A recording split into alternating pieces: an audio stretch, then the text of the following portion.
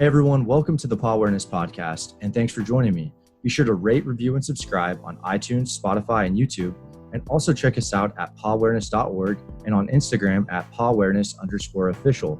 On Instagram, we are doing submissions for Pet of the Week, where you can submit your foster pet, and we'll pick one winner every month, and we'll give $200 to their choice of charity or foster. Thanks for watching, and I hope you enjoy this episode. Hey everyone, and welcome to today's episode of the Pawareness podcast. Today I am going to be talking with Elizabeth Feldhausen, and she is with the Safe Haven Pet Sanctuary. So go ahead, take it away, and let us know a little bit more about you and your organization. So I'm Elizabeth. I'm the founder of Safe Haven Pet Sanctuary. Like Chris said, we are a rescue for cats that have special needs or disabilities. So we started off by taking cats that were going to be euthanized at other shelters for different disabilities, illnesses, diseases.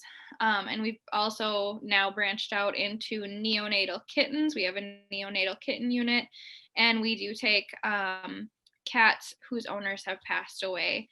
So we've got a large variety of animals that we take care of, anywhere from bottle feeding a newborn every 2 hours to having cats that are partially paralyzed to the point where we express their bladder for them and help them go to the bathroom every day. And how are you getting these cats that have maybe these issues, whether it's, from a passed away owner or, like it has a disability? Is it from word of mouth, social media? And where are you guys located at? So we're located in Green Bay, Wisconsin on Broadway, so downtown Green Bay. Honestly, we started out locally just working with a couple different shelters that didn't have maybe the time or the funds to care for the cats that have special needs.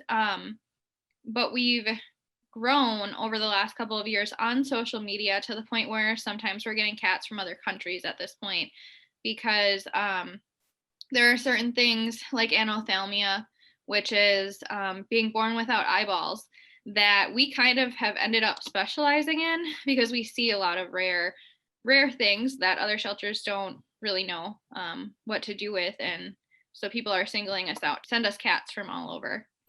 Yeah, and that kind of leads me to, obviously you're taking cats that maybe these organizations don't have the funds and or time to maybe properly manage.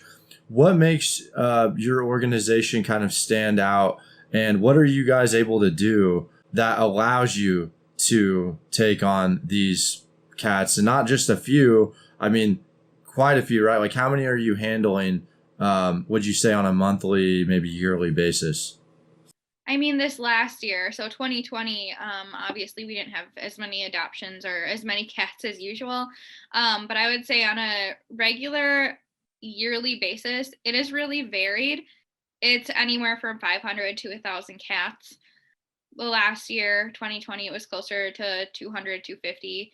And then at any given time, we can have anywhere from 50 to 75 cats between our two different locations. That's really cool. And so you've really been able to specialize in some of these cases that you see. Like I saw on your Instagram, I know you mentioned like a cat without eyes. What does that consist of, right? Like how long are you handling these cats? Let's say like a kitten comes to you or a cat. Are people end up adopting these cats? And does that take a little bit longer to kind of find the right owner as opposed to maybe a traditional, like a traditional rescue environment where the cat is, let's say, 100% healthy? Yeah. So when we get cute little kittens that are maybe like missing an eye or missing a leg, they'll go fairly quickly. But most of the cats that are like they've been hit by a car, or they're a hospice case to begin with, we might have them for the remainder of their life. I guess saying that being said, our adoption rates are a lot lower than most shelters because we have to do a lot of screening, a lot of background checking. We have to make sure that someone can financially afford and be responsible for the needs of each specific cat. So it's not really a general adoption application form. It's additionally like background checking, home visits, multiple conversations with the person, because I mean, we've got cats who can't do stairs. We've got cats who need to be expressed by someone who knows how to find a bladder 4 times a day. We've got cats who need injections. So finding a safe place that's a good fit is a lot harder for us. That makes total sense, right? Now, the people that end up taking these cats, are they in the Green Bay area then, or are they kind of outside, or how does that look? So we have had people adopt from all over, but typically they are in our area. I mean, we get them to the point where they're almost 100% most of the time. So a lot of our cats do find regular homes.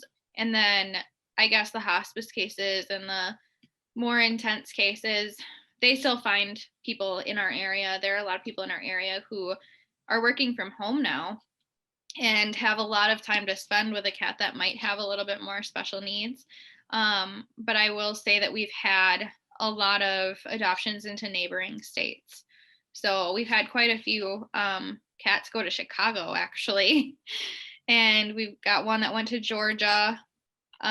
So I guess over the last couple of years, we've kind of been getting more cats all over the country into different adoptive homes. But a lot of the people are right here in Green Bay. That's cool that Green Bay is, that you're able to find homes for, especially if it can be local, it's like, why not? That you see on a daily, weekly basis, what are some of the biggest problems that you encounter and your organization encounters? Like, what's something that, like, if you could just, solve it now, like you have the answer to it, like, what are some things that you encounter, whether it's like resources or whatever that may be? As far as resources go, we could always use more funding. We are fairly new, so we've been around for about 5 years, and I guess most people in the area familiar with like the Humane Society, like everyone else is, but as people are learning about us, it's getting a little bit easier.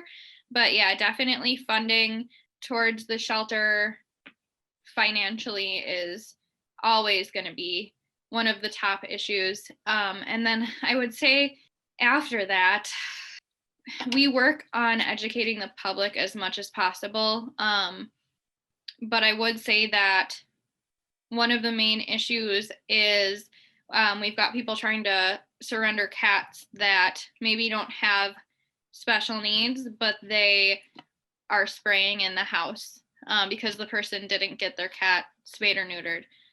Or they've got FIV, which is feline immunodeficiency virus, which is totally like they can live a long, normal life and live happily in a house with other cats who are not infected.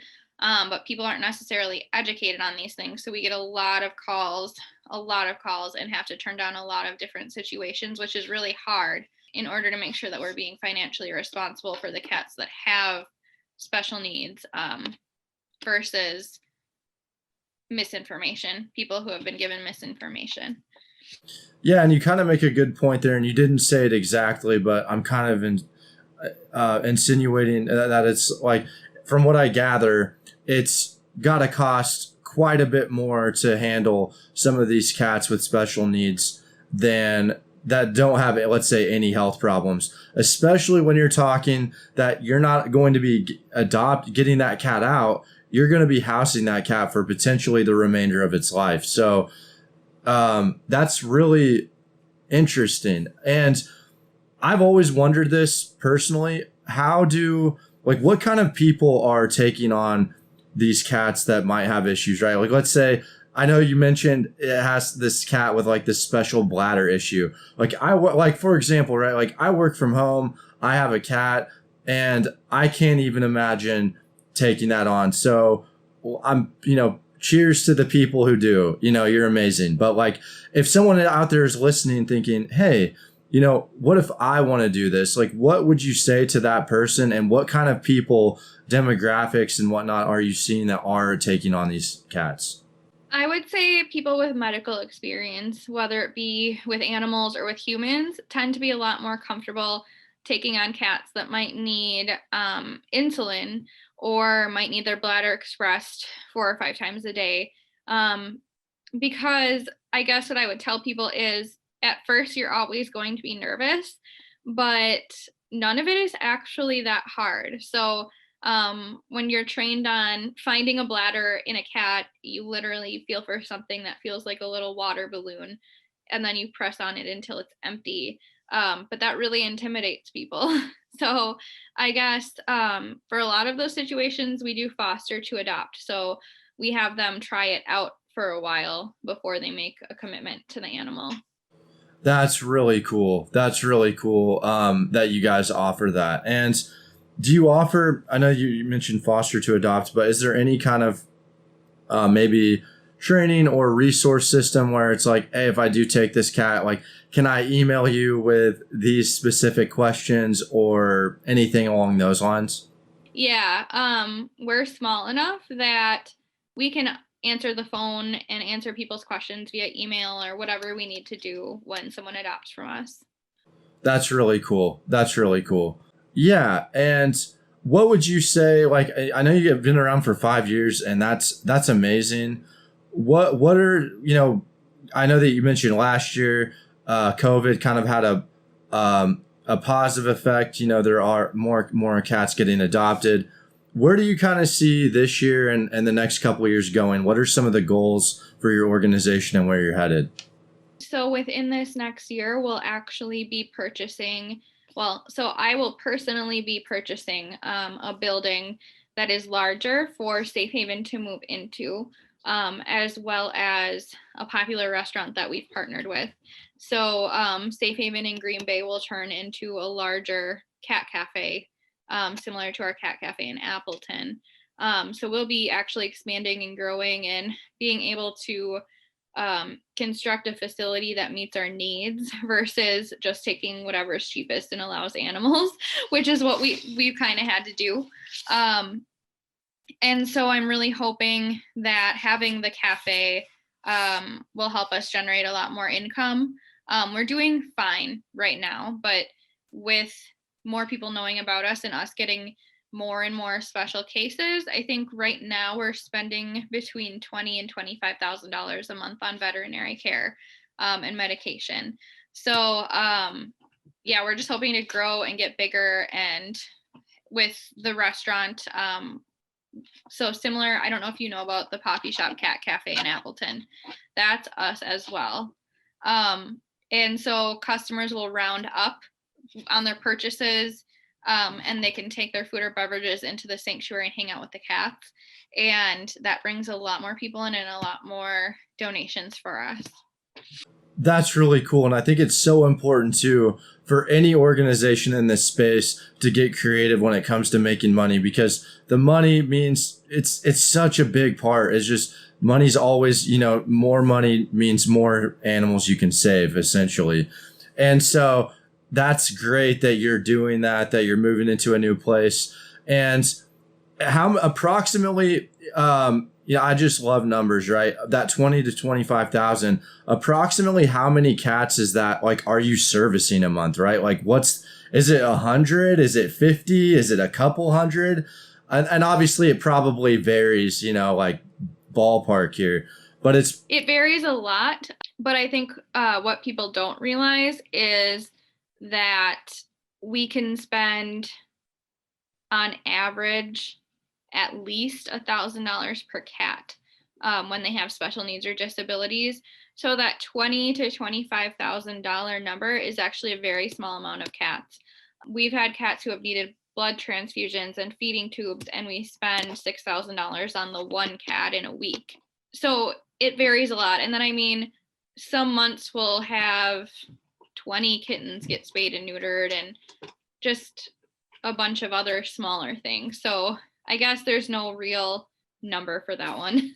Yeah, so it's just kind of like based on what you get in, and then sometimes it's like kind of like at the variable cost, and then other times it's like this, certain amount of fixed costs throughout, maybe like certain treatments that need done every month or whatever. So that's Right. really interesting. And then to kind of get back to the cat cafe, and like, does that mean that are the special needs cats, are they being showed off there? Like, is that are they all special needs? Are some of them, not? How does that work? Yeah, so the one that we currently have in Appleton just takes cats from Safe Haven. So they do all have special needs. And all of the cats in Green Bay do have special needs or disabilities. And basically, we're going to stay the same. Right now, the shelter is about 3,000 square feet. We're looking for a space where we can get another 500 to 1,000 square feet. But if you think about like the layout of the place, it'll be almost as if there are two businesses next door to each other, but the wall in the middle is glass. So people eating at the cafe are able to watch us do our work with the cats who have special needs, and they are also welcome to come hang out. Right now, everyone can come and hang out as well, but it'll just be a little bit more fun that way. That's so cool. That's really awesome that you're doing that. I think, and I've never, I know that there's a cat cafe map online. I forget the exact website, but you're the first cat cafe I've heard of that kind of has, like cats with disabilities. So seriously, I commend you on that one. Thank you. So that's really cool. Yeah. So if what are some, like I guess one piece of advice that you would give someone who is kind of take away from all of this, if they're really interested in, you know, like going to adopting a cat with a disability their first time, what would you tell that person? I would tell that person to make sure that they have a decent amount in a savings account for the pet. And I mean, just make sure you stay in touch with the shelter if you have any questions or anything like that. Most people are more than willing to help you. And then to call around and find a vet that is familiar with the specific disability or special need that your cat has. That's great advice. Especially the first part. I think that's awesome. Yeah. So where can people, if they're whether they're passing through the area or whether they just want to, you know, pick your brain and ask you some advice, where can people find you? What's your social media? So we're Safe Haven Pet Sanctuary on Facebook. On Twitter, we're Safe Haven GB. We're on LinkedIn. We don't really use it that often. And then Instagram is Cat Cafe Wisconsin. So Perfect. And all of those links, no matter where you're listening at, will be in the description below yep. For you guys. But yeah, Elizabeth, thanks a lot for coming on. It's refreshing to hear that you're expanding and that I got to talk with you about your organization. Really motivating stuff. And if I'm ever in the Green Bay area, I'm definitely going to come check you guys out. Definitely let us know. Awesome. All right. Well, thank you.